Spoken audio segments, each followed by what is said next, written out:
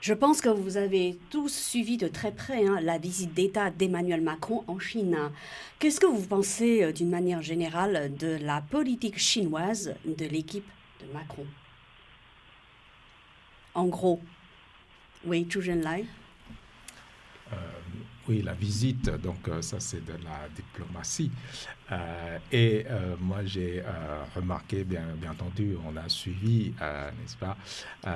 Et ce que j'ai retenu, au-delà de tous ces discours politiques et solennels, j'ai retenu par exemple, Macron veut apprendre le chinois, donc ce n'est pas rien. Et il promet d'aller en Chine une fois par an. Euh, On attend la prochaine visite. Voilà, donc tout ça, ce sont des liens, ça donne des possibilités, ça offre des opportunités de se comprendre. Et tout ça, je pense que par rapport au grand discours, s'il tient vraiment à ses promesses, je pense que c'est déjà un très bon pas. Voilà. Est-ce que Sophie Jo, vous avez quelque chose à dire? Alors moi, je constate Macron comme dans sa politique générale. En fait, c'est quelqu'un qui axe beaucoup sur la communication. Donc son équipe, son conseiller à l'Élysée sur le sujet chinois, je ne sais pas qui le conseille. En tout cas, au niveau de la communication, il est très bon, même sur le sujet intérieur du pays ou international. Mais par contre, Macron, comme d'habitude, on ne sait toujours pas sa stratégie long terme. On a l'impression qu'il est très navigue à vue. Il est à navigue à vue, il saisit des opportunités. C'est une très bonne qualité, mais en même temps, je vois mal quelle est la stratégie long terme pour la France et pour la relation avec la Chine. Mais là aussi, c'est un problème de communication. Non, problème de communication dans le sens... Peut-être, ou alors... Il est la communication à la cool, à la jeunesse. Donc, il aime bien Internet, il fait LinkedIn, il publie tous les jours presque ses nouvelles, son agenda, mais etc. Vous ne voyez pas une stratégie solide et à long terme. C'est ça que vous voulez dire. La stratégie, je ne vois pas trop. Non, en tout cas, je n'ai pas penché sur le sujet. Étant un Français ou quelqu'un normal, je ne vois pas quelle est sa stratégie long terme.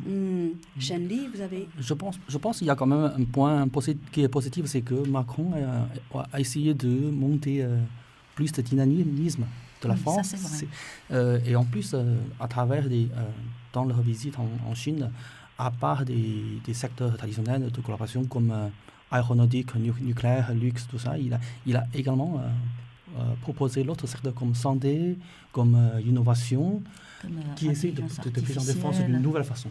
Oui. Ça, c'est une chose que je c'est très positif, ça, c'est vrai. Oui, sur un plan économique, c'est positif. Nous, ce qu'on aimerait, c'est une vraie diplomatie, une amitié entre la France et la Chine. On constate qu'il a un niveau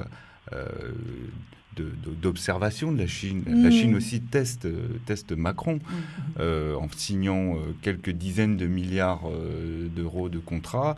Bon, il peut revenir en disant oui, j'ai obtenu des contrats, mais si on ramène avec d'autres pays, en fait, c'est pas grand-chose. C'est un petit test. Et puis, il est très fort en Macron, en communication. Macron, il est très subtil, il a une ouverture historique, il sait mettre à plat les choses et reconnaître, par exemple, les travailleurs de guerre chinois pendant la Première Guerre mondiale. Il l'a reconnu. Il est parti à Xi'an, il a offert un cheval.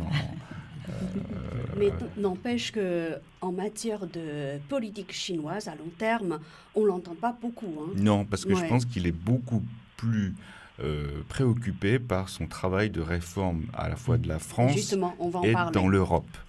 Et Shang Yo, vous avez quelque chose à ajouter sur votre perception de la... Oui. Oui. De la politique chinoise de Macron.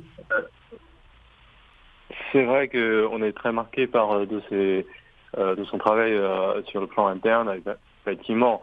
Mais alors, je crois qu'il est dans un moment où la France, en tout cas le président Macron, peut avoir une synergie avec un type de de vraie coopération très cordiale avec la Chine sur beaucoup de sujets, par exemple, la défense de libre-échange entre les pays.